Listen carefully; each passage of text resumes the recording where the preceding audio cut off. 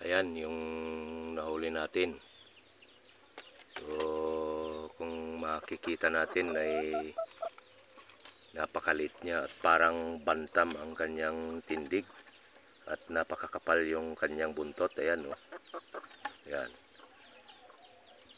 O di ba? Napakaganda niyan, Hunter. Ayan. Medyo kasi madilim, no?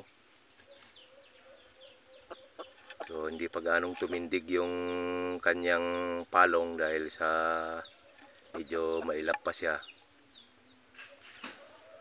Ayan oh, ang ganda, Hunter, ano? Parang binabai ang kanyang palong, maliit. Tamang-tama lang ang palong at napakaganda. Yan ang maganda gawing pangkati. Dahil ini-small kasi ng mga ibang labuyo yung mga ganyan klase na palong, no?